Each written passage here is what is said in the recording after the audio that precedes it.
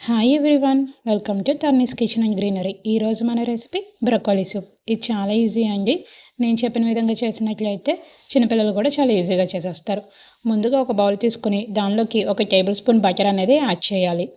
ఇది కొద్దిగా మెల్ట్ అయిన తర్వాత దానిలోకి ఉల్లిపాయ, వెల్లుల్లి రెబ్బలు అనేవి తీసుకోవాలి. వెల్లుల్లి రెబ్బలు చాలా ఎక్కువగా తీసుకోవాలండి.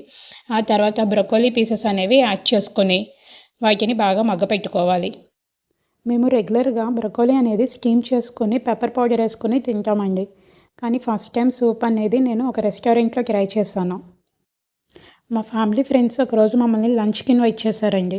సో ఆ రోజు వాళ్ళు రెస్టారెంట్లో ఆర్డర్ చేసింది ఫస్ట్ సూప్, అది బ్రొకోలీ సూప్.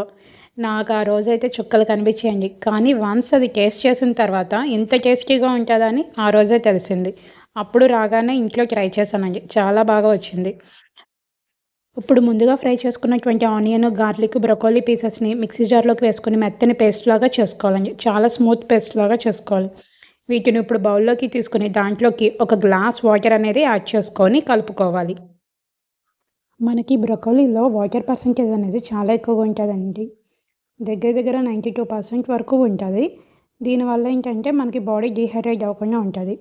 ఇప్పుడు దీంట్లోకి కొద్దిగా ఉప్పు, అలాగే మిరియాల పొడి అనేది యాడ్ చేసుకుని ఒకసారి కలుపుకోవాలి. చాలామంది క్రీమ్స్ అనేవి కూడా యాడ్ చేస్తారు, బట్ నాకు ఇష్టం ఉండదు. ఇలా తింటమే చాలా బాగుంటుంది. మీరు పెప్పర్ పౌడర్ అనేది కూడా కొంచెం ఎక్కువగా తీసుకుంటే ఘాటుగా చాలా టేస్టీగా ఉంటుందండి. మామూలుగా అయితే మనకి మీడియం బ్రొకోలీ ఒక 50 రూపీస్కి వచ్చేస్తుందండి.